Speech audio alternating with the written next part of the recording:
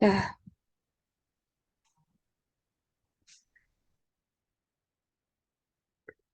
oke, aku mulai ya. Assalamualaikum warahmatullahi wabarakatuh. Selamat pagi Bapak Eka dan teman-teman.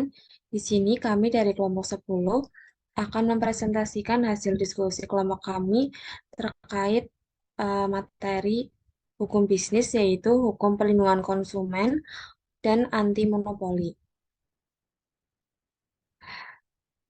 Namun sebelum lanjut ke pembahasan, izinkan saya untuk memperkenalkan anggota dari kelompok kami. Yang pertama yaitu ada Yunika Fitri Purnamasari dengan NIM akhiran 02. Selanjutnya Rahmanda Sevi Ulianti dengan NIM akhiran 14. Kemudian saya sendiri Esa Prastika dengan NIM akhiran 24. Kemudian yang selanjutnya yaitu Fitri Fadila Nur Afifa dengan NIM akhiran 31. Dan yang terakhir yaitu Anggraini Nur Rahmawati dengan NIM akhiran 36. Baik, langsung saja untuk pembahasan materi yang pertama, yaitu latar belakang yang akan disampaikan oleh rekan saya, Yunika Fitri. Kepada Yunika, saya persilakan. Baik, terima kasih atas kesempatannya. Di sini saya izin membacakan untuk latar belakang. Menurut Undang-Undang Nomor 8 Tahun 1999 tentang Perlindungan Konsumen, Lembaran Negara Republik Indonesia tahun 1999 Nomor 42, Tambahan Lembaran Negara Republik Indonesia Nomor 3821. Selanjutnya disebut UU PK. Suatu sengketa konsumen dapat diselesaikan baik melalui pengadilan maupun di luar pengadilan. Penyelesaian sengketa melalui pengadilan merupakan kompetensi absolut dari peradilan umum. Sedangkan penyelesaian sengketa konsumen di luar pengadilan dilakukan melalui Badan Penyelesaian Sengketa Konsumen.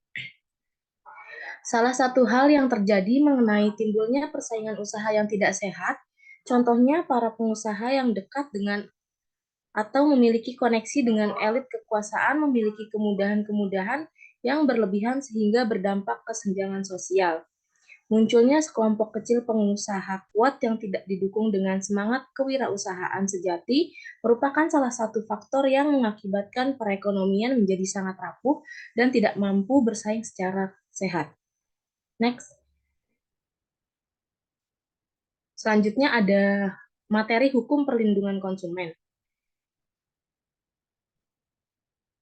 Hukum perlindungan konsumen yaitu keseluruhan asas-asas dan kaidah-kaidah yang mengatur dan melindungi konsumen dalam hubungan dan masalah penyediaan dan penggunaan produk, baik barang atau jasa, konsumen antara penyedia dan penggunaannya dalam kehidupan bermasyarakat.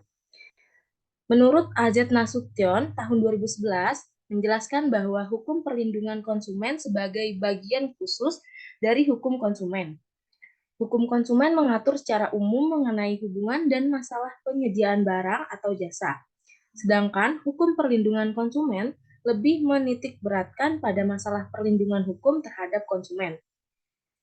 Sedangkan menurut Yusuf Sofi tahun 2011, hukum perlindungan konsumen yaitu kajian mendalam terletak pada perlindungan hukum yang diberikan kepada konsumen dalam melakukan transaksi-transaksi tersebut. Perlindungan hukumnya berwujud hak-hak atau kewajiban pelaku usaha. Perlindungan hukum dalam hukum perlindungan konsumen merupakan campur tangan negara untuk melindungi individu konsumen dari praktik-praktik bisnis yang tidak jujur. Next.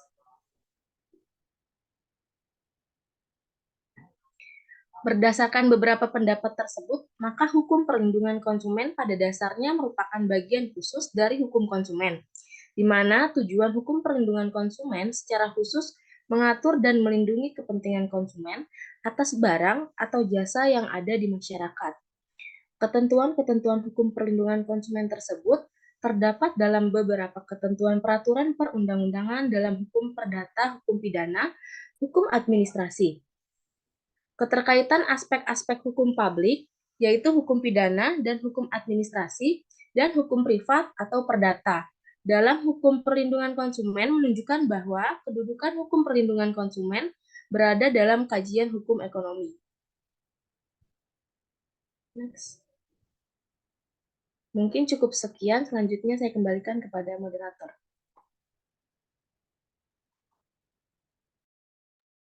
Baik, terima kasih Yunika atas materi yang telah disampaikan. Selanjutnya terkait dengan manfaat keadilan, keseimbangan, keamanan, dan keselamatan konsumen, serta kepastian hukum akan disampaikan oleh rekan saya, Anggraini. Kepada Anggraini, saya persilakan. Baik, terima kasih atas kesempatan yang telah diberikan. Dan di sini saya akan menjelaskan materi mengenai asas tujuan dan lain-lain mengenai perlindungan konsumen. Yang pertama, menurut Undang-Undang Republik Indonesia Nomor 8 Tahun 1999, Pasal 2 tentang perlindungan konsumen sendiri berasaskan asas manfaat, keadilan, keseimbangan, keamanan dan keselamatan konsumen, serta asas kepastian hukum. Next. Perlindungan konsumen sendiri memiliki tujuan yang pertama adalah untuk meningkatkan kesadaran, kemampuan, dan kemandirian konsumen untuk melindungi diri. Yang kedua adalah untuk mengangkat harkat dan martabat konsumen dengan cara menghindarkan dari akses negatif untuk pemakaian barang dan jasa. Yang ketiga, untuk meningkatkan pemberdayaan konsumen dalam memilih, menentukan, dan menuntut hak-haknya sebagai konsumen. Yang keempat adalah untuk menciptakan sistem perlindungan konsumen yang mengandung unsur kepastian hukum dan keterbukaan informasi serta akses untuk mendapatkan informasi. Yang kelima, untuk menumbuhkan kesadaran perilaku usaha mengenai pentingnya perlindungan konsumen.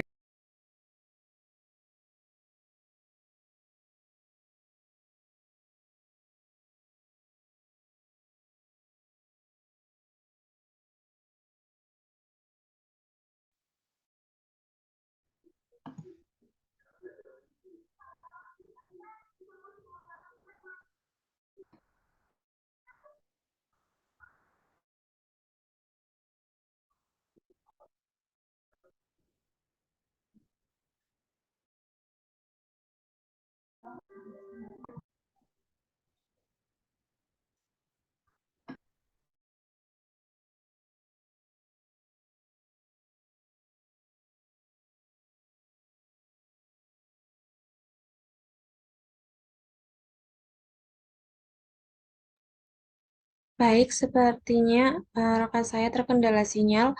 Akan saya lanjutkan terlebih dahulu terkait dengan tujuan perlindungan konsumen, yaitu yang kelima, menumbuhkan kesadaran pelaku usaha mengenai pentingnya perlindungan konsumen, dan yang terakhir yaitu untuk meningkatkan kualitas barang atau jasa.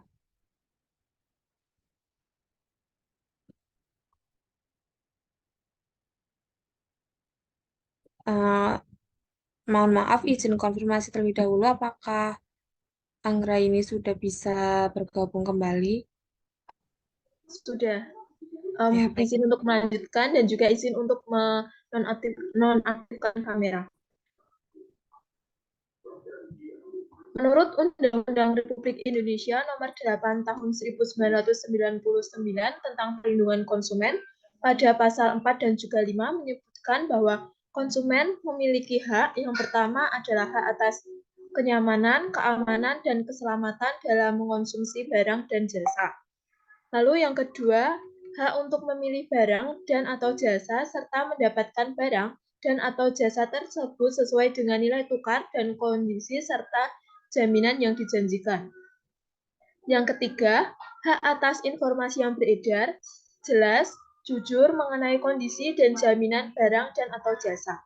Yang keempat adalah hak untuk didengarkan pendapatnya dan juga keluhannya atas barang dan atau jasa yang digunakan. Yang kelima adalah hak untuk mendapatkan advokasi, perlindungan, dan upaya penyelesaian sengketa perlindungan konsumen secara patut. Next.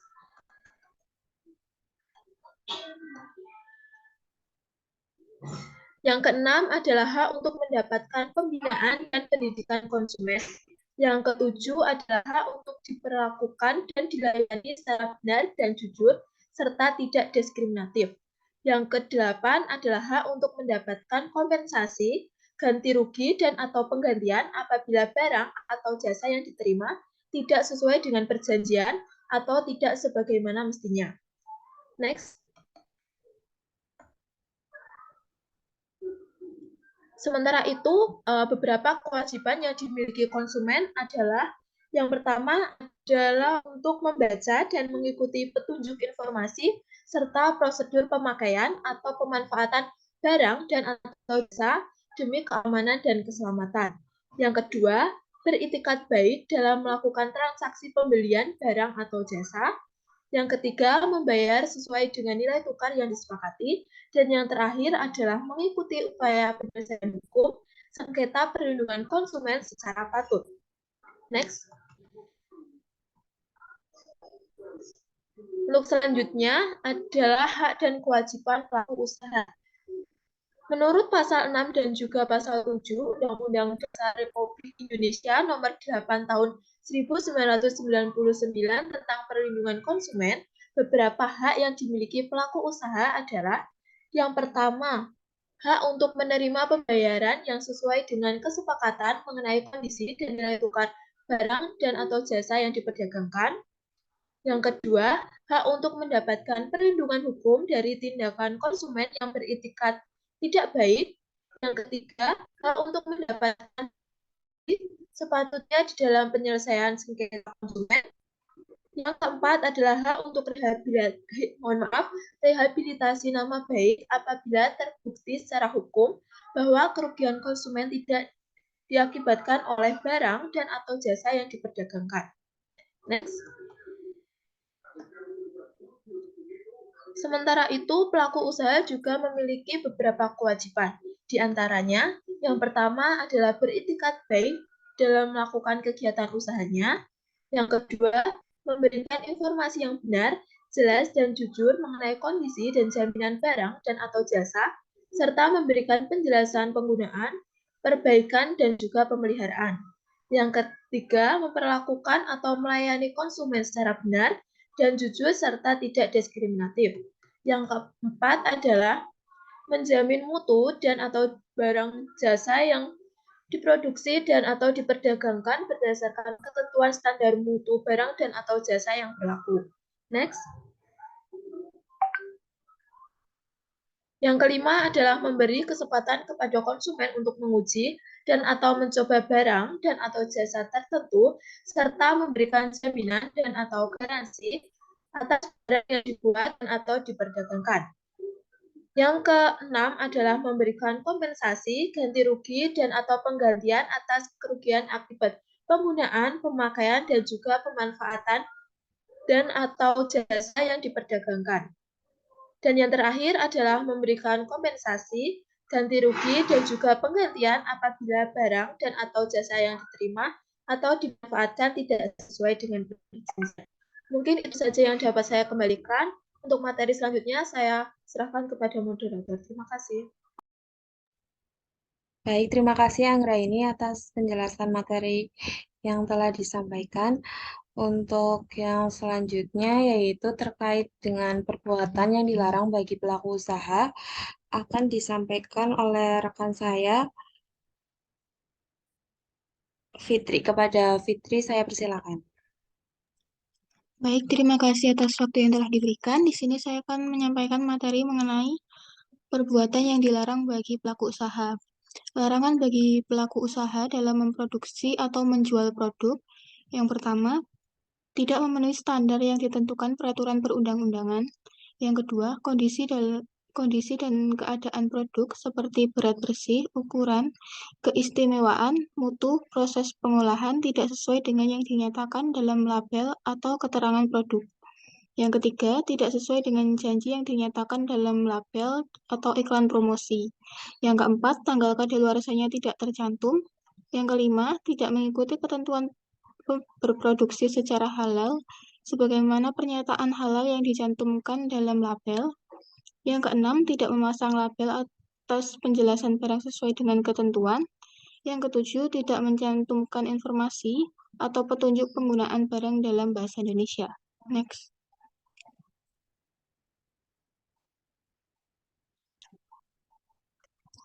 Kemudian yang selanjutnya, larangan bagi pelaku usaha dalam menawarkan dan mempromosikan produk. Yang pertama, pelaku usaha dilarang menawarkan, mempromosikan, atau mengiklankan produk secara tidak benar, menyesatkan dan garis miring atau menampilkan kesan seolah-olah. Yang kedua, pelaku usaha dilarang mengelabuhi atau menyesatkan konsumen saat melakukan obral atau lelang. Yang ketiga, pelaku usaha dilarang membohongi konsumen. Kebohongan ini meliputi seperti pemberian harga khusus yang sebenarnya tidak ada, tidak memberikan hadiah berupa barang atau jasa lain yang dijanjikan, serta tidak menepati kesepakatan pesanan. Yang keempat, pelaku usaha dilarang memaksa dan menggunakan kekerasan dalam menawarkan produk. Next. Kemudian yang ketiga, larangan bagi pelaku usaha periklanan. Yang pertama, para pelaku usaha periklanan dilarang memproduksi iklan yang memuat unsur kebohongan.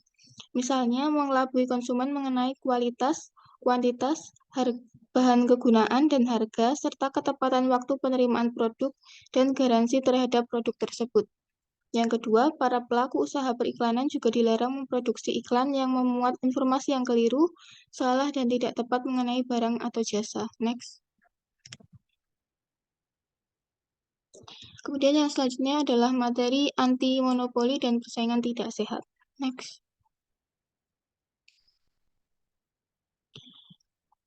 Yang utama mengenai pengertian. Di sini pengertian monopoli dalam ketentuan pasal 1, butir 1, Undang-Undang Larangan Praktik Monopoli dan Persaingan Usaha Tidak Sehat, dikemukakan bahwa monopoli adalah penguasaan atau produksi dan atau pemasaran barang dan atau atas penggunaan jasa tertentu oleh satu pelaku usaha atau satu kelompok pelaku usaha.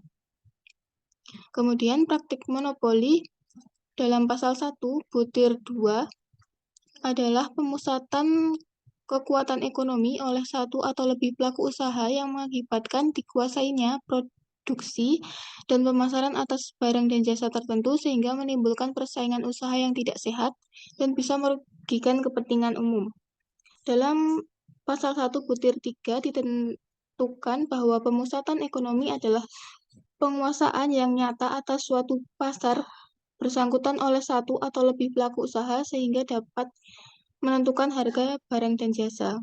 Kemudian, persaingan tidak sehat menurut ketentuan pasal 1 butir 6 adalah persaingan antar pelaku usaha dalam menjalankan kegiatan produksi dan pemasaran barang dan jasa yang dilakukan dengan cara yang tidak jujur dan melawan hukum atau menghambat persaingan usaha. Next. Berikutnya adalah asas. Menurut ketentuan pasal 2 Undang-Undang Nomor 5 Tahun 1999 tentang larangan praktik monopoli dan persaingan usaha tidak sehat dikemukakan bahwa pelaku usaha di Indonesia dalam menjalankan kegiatan usahanya berasaskan demokrasi ekonomi dengan memperhatikan keseimbangan antara pelaku usaha dan kepentingan umum. Next. Kemudian tujuan dari pembentukan undang-undang tentang larangan praktik monopoli dan persaingan usaha tidak sehat adalah yang pertama, menjaga kepentingan umum dan meningkatkan efisiensi ekonomi nasional sebagai salah satu upaya untuk meningkatkan kesejahteraan rakyat. Yang kedua, mewujudkan iklim usaha yang kondusif melalui pengaturan persaingan usaha yang sehat sehingga menjamin adanya kepastian kesempatan berusaha yang sama bagi pelaku usaha kecil, pelaku usaha menengah, dan pelaku usaha besar. Yang ketiga, mencegah praktik monopoli dan persaingan usaha tidak sehat yang timbul oleh pelaku usaha. Dan yang terakhir, terciptanya efektivitas dan efisiensi dalam kegiatan usaha. Mungkin itu saja yang dapat saya sampaikan. Waktu saya kembalikan kepada moderator. Terima kasih. Baik, terima kasih Fitri atas penjelasan materinya. Untuk penjelasan materi yang selanjutnya yaitu terkait dengan ruang lingkup Undang-Undang Larangan Praktik Monopoli dan Persaingan Usaha Tidak Sehat akan disampaikan oleh rekan saya Rahmanda. Kepada Rahmanda, saya persilakan. Baik, terima kasih atas kesempatannya. Di sini saya akan menjelaskan mengenai ruang lingkup Undang-Undang Larangan Praktik Monopoli dan Persaingan Usaha Tidak Sehat. Nah, Undang-Undang Nomor 5 Tahun 1999 ini membagi dalam dua peraturan substansi, yaitu perjanjian yang dilarang dan kegiatan yang dilarang. Kegiatan yang termasuk dalam kegiatan yang dilarang adalah kegiatan monopoli, monopsoni, penguatan pasar, serta persekongkolan. Yang pertama, monopoli. Monopoli adalah penguasaan atas produksi dan pemasaran barang atas penggunaan jasa tertentu oleh satu pelaku usaha atau satu kelompok pelaku usaha. Undang-Undang Nomor 5 Tahun 1999 merumuskan beberapa kriteria, yaitu yang pertama, pelaku usaha dilarang melakukan penguasaan atas produksi dan atau pemasaran barang dan atau jasa yang dapat mengakibatkan terjadinya praktik monopoli atau persaingan usaha tidak sehat. Yang kedua, pelaku usaha patut diduga atau dianggap melakukan penguasaan atas produksi dan atau pemasaran barang dan atau jasa sebagaimana yang dimaksud dalam ayat A apabila barang dan jasa yang bersangkutan belum ada substansinya. Dan yang ketiga, mengakibatkan pelaku usaha lain tidak dapat masuk ke dalam persaingan dan atau jasa yang sama. Dan yang keempat, satu pelaku usaha atau satu kelompok pelaku usaha menguasai lebih dari 50% pangsa pasar atau jenis barang atau jasa tertentu. Yang kedua, monopsoni adalah situasi pasar di mana hanya ada satu pelaku usaha atau kelompok pelaku usaha yang menguasai pangsa pasar yang besar yang bertindak sebagai pembeli tunggal, sementara pelaku usaha atau kelompok pelaku usaha yang bertindak sebagai penjual jumlahnya banyak. Nah, dalam pasal 28 Undang-Undang Nomor 5 Tahun 1999 mengatur tentang larangan praktik monopsoni, yaitu yang pertama, pelaku usaha dilarang melakukan menguasai penerimaan pasokan atau menjadi pembeli tunggal atas barang atau jasa dalam pasar bersangkutan yang dapat mengakibatkan terjadinya praktik monopoli dan atau persaingan tidak sehat. Yang kedua, pelaku usaha patut diduga atau dianggap menguasai penerimaan pasokan atau menjadi pembeli tunggal sebagaimana dimaksud dalam ayat A apabila satu pelaku usaha dan atau kelompok pelaku usaha menguasai 50 pangsa pasar atau jenis barang atau jasa tertentu. Kemudian yang ketiga yaitu penguasaan pasar. Penguasaan pasar dilarang dilakukan pelaku usaha yang dapat mengakibatkan terjadinya penguasaan pasar yang merupakan praktik monopoli atau persaingan usaha tidak sehat, yaitu yang pertama menolak dan atau menghalangi pelaku usaha tertentu untuk melakukan kegiatan usaha yang sama pada pasar yang bersangkutan. Kedua, menghalangi konsumen atau pelanggan pelaku usaha pesaingnya untuk tidak melakukan hubungan usaha dengan pelaku usaha pesaingnya. Yang ketiga, membatasi peredaran dan atau penjualan barang atau jasa pada pasar bersangkutan. Dan yang keempat, melakukan praktik diskriminasi terhadap pelaku usaha tertentu. Yang terakhir yaitu persekongkolan. Persekongkolan berarti berkomplot atau bersepakat melakukan kecurangan. Ada beberapa bentuk persekongkolan yang dilarang oleh Undang-Undang Nomor 5 Tahun 1999, yaitu yang pertama, dilarang melakukan persekongkolan dengan pihak lain untuk mengatur atau menentukan pemenang tender sehingga mengakibatkan terjadinya persaingan usaha tidak sehat. Yang kedua, dilarang bersekongkol dengan pihak lain untuk mendapatkan informasi kegiatan usaha pesaingnya yang diklasifikasikan rahasia perusahaan. Dan yang ketiga, dilarang bersekongkol dengan pihak lain untuk menghambat produksi dan atau pemasaran barang atau jasa pelaku usaha pesaing dengan maksud agar barang atau jasa yang ditawarkan menjadi berkurang, baik jumlah, kualitas, maupun kecepatan waktu yang disyaratkan. Next.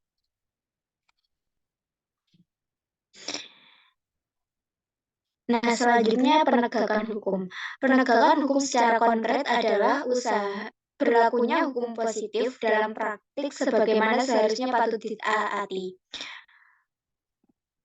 Oleh karena itu, memberikan keadilan dalam suatu perkara berarti memutuskan perkara dengan menerapkan hukum dan menemukan hukum konkret dalam mempertahankan dan menjamin di atasnya hukum material dan menggunakan cara prosedur yang diterapkan oleh hukum formal.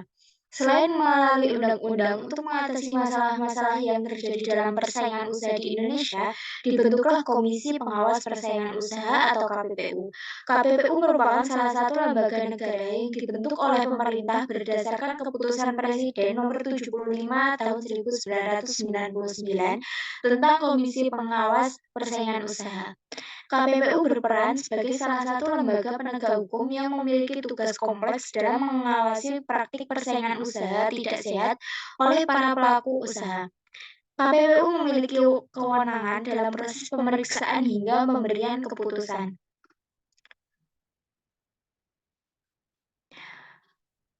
Penegakan hukum persaingan. Next. Nah, selanjutnya yaitu tugas KPPU. Tugas KPPU terdapat dalam pasal 35 Undang-Undang Nomor 5 Tahun 1999. Adapun tugas KPPU yang pertama, melakukan penilaian terhadap perjanjian yang dapat mengakibatkan terjadinya praktik monopoli dan atau persaingan usaha tidak sehat. Kedua, melakukan penilaian terhadap kegiatan usaha dan atau tindakan pelaku usaha yang dapat mengakibatkan terjadinya praktik monopoli dan atau persaingan usaha tidak sehat. Yang ketiga, melakukan penilaian terhadap dan atau tidak adanya penyalahgunaan posisi domain yang dapat mengakibatkan terjadinya praktik monopoli dan atau persaingan usaha tidak sehat. Yang keempat, mengambil tindakan sesuai dengan kewenangan komisi. Yang kelima, memberikan saran dan pertimbangan terhadap kebijakan pemerintah yang berkaitan dengan praktik monopoli dan atau persaingan usaha tidak sehat. Yang kelima, menyusun pedoman dan atau publikasi yang berkaitan dengan undang-undang ini. Dan yang keenam yaitu memberikan laporan secara berkala atas hasil kerja komisi kepada Presiden dan Dewan Perwakilan Rakyat. Demikian yang dapat saya sampaikan. Selanjutnya saya kembalikan ke moderator. Baik, terima kasih Rahmanda atas penjelasan materinya. Terkait studi kasus, kami mengambil kasus kartel tiket pesawat 7 maskapai, di mana sebanyak 7 maskapai penerbangan nasional ditetapkan melakukan kartel harga tiket pesawat kelas ekonomi. Ketujuh maskapai tersebut yaitu ada Garuda Indonesia, Citylink, Sriwijaya Air, Nam Air, Batik Air, Lion Air, dan Wings Air. Hal tersebut didasarkan pada putusan Mahkamah Agung yang mengabulkan permohonan kasasi Komisi Pengawas Persaingan Usaha atau KPPU terhadap putusan Pengadilan Negeri Jakarta Pusat. Adapun putusan Pengadilan Negeri Jakarta Pusat yang dimaksud yaitu membatalkan putusan KPPU terkait dugaan kartel yang dilakukan oleh 7 maskapai penerbangan tersebut. Kronologinya dimulai dari Juli 2019, di mana pada saat itu KPPU melakukan penelitian inisiatif atas layanan jasa angkutan udara niaga berjadwal penumpang kelas ekonomi penerbangan dalam negeri. Penelitian tersebut dilanjutkan dengan penyelidikan kepada 7 maskapai penerbangan. Kemudian pada proses persidangan Majelis Komisi KPPU ditemukan bukti yang menunjukkan telah terjadi kesepakatan antara para pelaku usaha dalam meniadakan diskon atau membuat keseragaman diskon serta meniadakan produk yang ditawarkan dengan harga murah di pasar. Hal ini akan berdampak pada berkurangnya ketersediaan tiket pesawat domestik. Selain itu, tiket pesawat domestik yang tersedia harganya menjadi relatif lebih tinggi. KPPU menilai telah terjadi kesepakatan secara diam-diam atau dikenal dengan istilah concerted action yang diperkuat dengan fakta terjadinya paralelisme dan pengurangan subkelas tiket pesawat dengan harga murah. Hingga pada 23 Juni tahun 2020, KPPU memutuskan bahwa ketujuh maskapai tersebut terbukti secara sah dan meyakinkan melanggar Pasal 5 dan Pasal 11 Undang-Undang Nomor 5 Tahun 1999 tentang larangan praktik monopoli dan persaingan usaha tidak sehat. Keputusan itu diambil berdasarkan fakta-fakta yang telah dihimpun oleh KPPU. Sampai akhirnya pada November tahun 2022, KPPU mengajukan kasasi atas putusan Pengadilan Negeri Jakarta Pusat yang membatalkan putusan KPPU tentang dugaan kartel tiket pesawat oleh 7 maskapai dalam negeri. Hingga Desember tahun 2022 pada Selasa 13, tepatnya pada 13 Desember, Mahkamah Agung mengabulkan permohonan KPPU untuk membatalkan putusan Pengadilan Negeri Jakarta Pusat yang terdaftar dengan nomor sebagai berikut. Saat ini perkara tersebut telah memiliki kekuatan hukum tetap atau ingkrah dan wajib dilaksanakan. Baik, untuk kesimpulan terkait materi yang telah kami jelaskan, maka dapat diambil kesimpulan yaitu hukum perlindungan konsumen adalah keseluruhan asas-asas dan kaidah-kaidah yang mengatur dan melindungi konsumen dalam hubungan dan masalah penyediaan dan penggunaan produk, yaitu terkait barang atau jasa konsumen antara penyedia dan penggunaannya dalam kehidupan bermasyarakat. Dalam ketentuan pasal 1 butir 1 Undang-Undang Larangan Praktik Monopoli dan Persaingan Usaha Tidak Sehat, dikemukakan bahwa yang dimaksud dengan monopoli adalah penguasaan atas produksi dan pemasaran barang atas penggunaan jasa tertentu oleh satu pelaku usaha atau satu kelompok pelaku usaha. Sedangkan persaingan tidak sehat yaitu persaingan antar pelaku usaha dalam menjalankan kegiatan produksi dan pemasaran barang dan jasa yang dilakukan secara tidak jujur atau melawan hukum serta menghambat persaingan. Berikut merupakan daftar pustaka yang kelompok kami ambil untuk menyusun materi pada pagi hari ini. Mungkin itu saja presentasi dari kelompok 10. Jika ada pertanyaan ataupun saran, dapat dituliskan di kolom komentar. Sekian presentasi dari kelompok 10. Wassalamualaikum warahmatullahi wabarakatuh.